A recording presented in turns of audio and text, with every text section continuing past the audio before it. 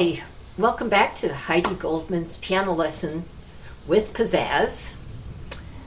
I received an email and I thought I would share it with you. I've actually received quite a few of these, and the main question has been, which is better, online or in person?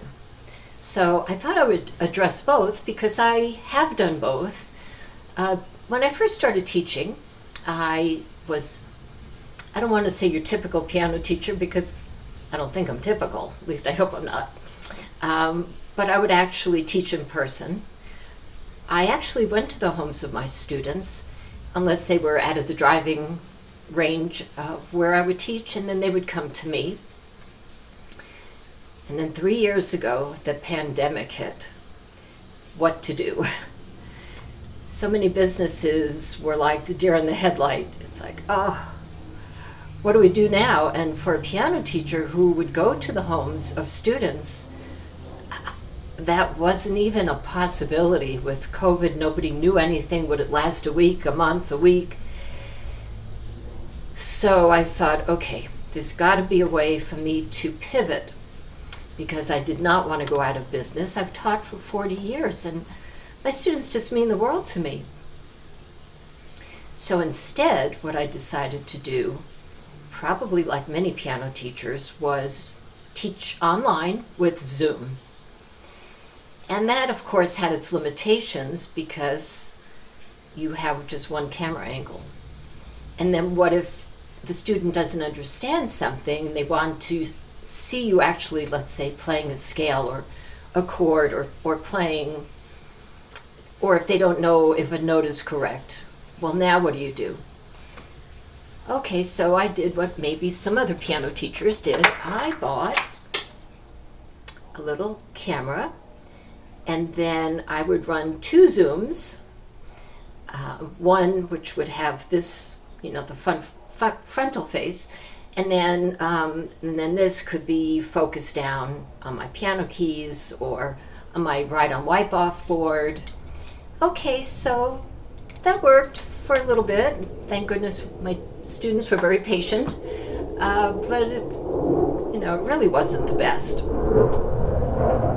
So I decided to invest in my students and into my practice, and it has been the most amazing journey. It took about a year, on and off a year, to do this. But as you can see, we're talking, and so I'd be able to talk to my students. But then with the switch of a button, I could then actually show my hands and show the keys. And so if they didn't know how to play a C chord, for example, and if you don't know this terminology, don't feel badly, just start from the beginning of some of my videos. But I'd actually be able to show my hands. So that part was really cool.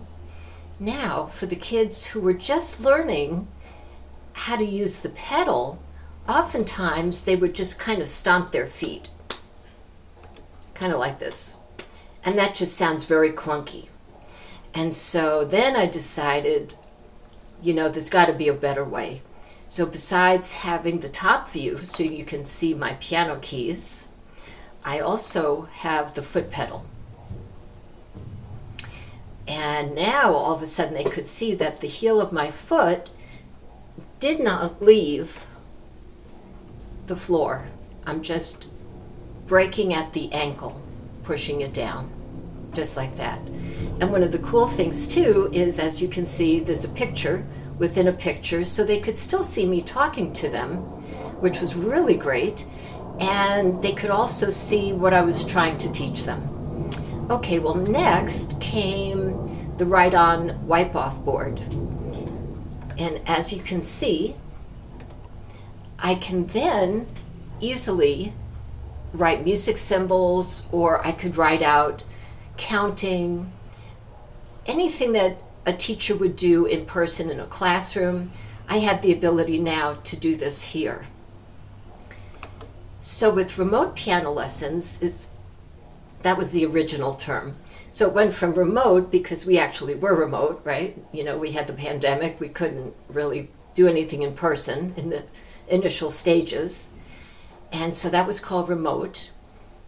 And then suddenly my business really took off because I was able to teach so effectively.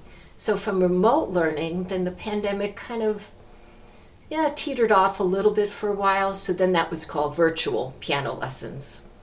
And now they're just called online piano lessons. So what is my opinion about online versus in person? As a person who is very affectionate, the hard part about the online lessons is I can't give the little ones a hug or a high five. But because I have this amazing setup where you can not only see me, but if I need to show my students some concept on the piano, I can easily do that, right? I've got my keyboard. If I want to show them how to use the pedal, I can easily do that. If I need to write something, again, I can easily do that as well. So for me, I see a lot of value in both. One of the things that's really cool is, let's say someone in town, and I live in Tucson, is taking piano lessons, let's say a mother or a father, and they have a niece or a nephew or a relative in a different state. I can still teach them. And I have this fantastic high-tech studio where it's truly like being there. And I've taught in person, and I've taught for 3 years online, and I'm back to in person, plus all of the students that I have throughout the US and a couple of countries where they speak English, where I can teach, which is just fantastic, because now I'm not just limited to who is in my community. I can teach your friends and your family. I can teach worldwide. And it's like being in the world's biggest candy store, because to me, being able to teach and share my love of music is like one of the sweetest and greatest pleasures that I have. So I would say both. Some people really want the in-person. They really like that. Some people don't mind using Zoom. They just kind of got used to it. I realized that when I was teaching in person, I kind of babied my students a little bit. I would write in their counting. I would cross off the ties, as many teachers would do. But I didn't have that availability, of course, doing it first remotely, then it was called virtual, and now online. The most amazing thing that happened for me as a teacher was watching my 3-year-old, 4-year-old, 5-year-old, 6-year-old, and above students become so independent, because now they had to do it. And that was so great. And it made me realize that with the in-person teaching, I did a lot. And now I don't. I let my students take over, and they've become very independent, and they've enjoyed and learned so much just by doing the online lessons. So whatever it is that you choose to do, just make sure that you have a teacher that you can relate to. Piano lessons should be a lot of fun. The music you choose should be really so exciting that you can't wait to practice. And same thing with your kids and with your grandkids. And so basically that's how I ended up doing these online lessons. First it was out of necessity, and now it's just out of pure joy, because now I can teach families, and I can teach friends and friends of friends without actually having to be in their particular community. So if you think you would like to try something like this, please just comment or write to me at my email address, which is Heidi, Heidi, at pianolessonswithpizzazz.com. And don't forget, 2 Z's in the beginning and 2 Z's at the end.